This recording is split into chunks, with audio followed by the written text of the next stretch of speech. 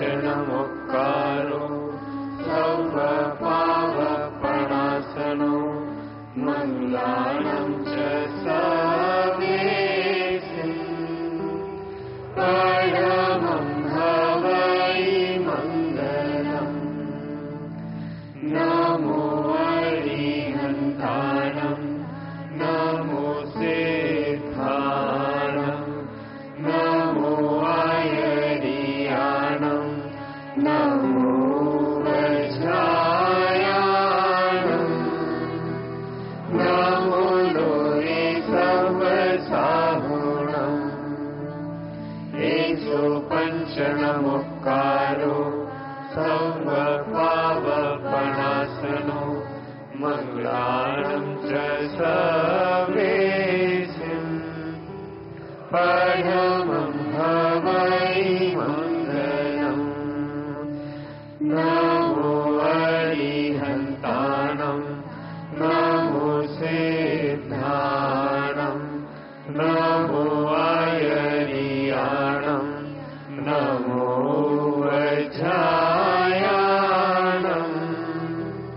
नमो लोहे सर्वसाहुणम्। एषो पंचनमुक्कारो सर्वपावपणासनो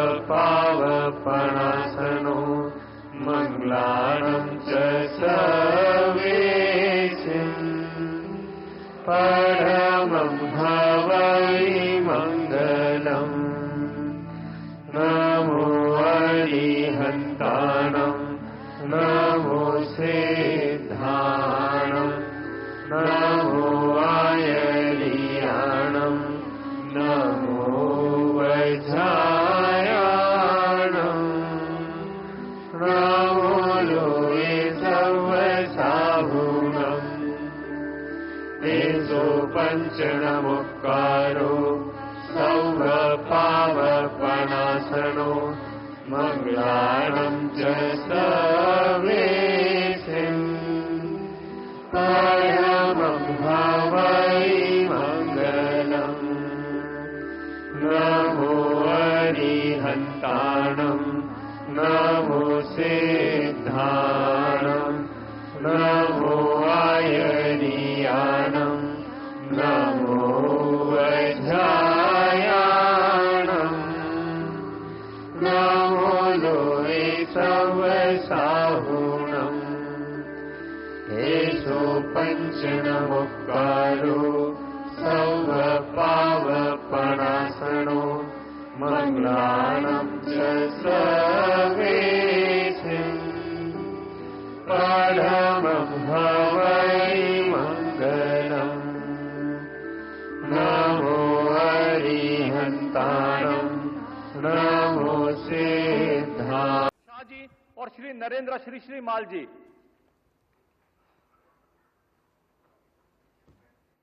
सबको रिक्वेस्ट है कि आप अपना स्थान ग्रहण कीजिए।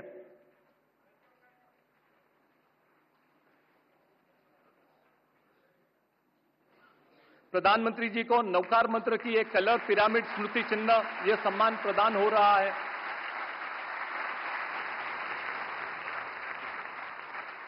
अब प्रधानमंत्री जी को भेंट की जा रही है विश्व नवकार मंत्र फ्रेम।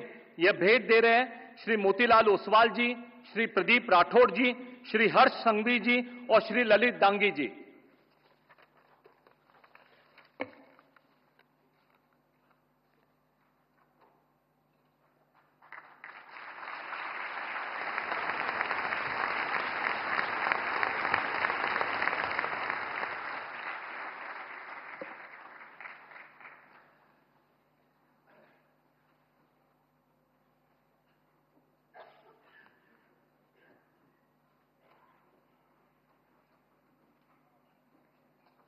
अब मैं सादर आमंत्रित करता हूं जीतो एपेक्स के चेयरमैन श्री पृथ्वीराज कोठारी जी को, जो अपने प्रेरणादायी स्वागत भाषण के माध्यम से इस दिव्य आयोजन की भावना और उद्देश्य हम सभी के साथ साझा करेंगे। श्री पृथ्वीराज कोठारी जी।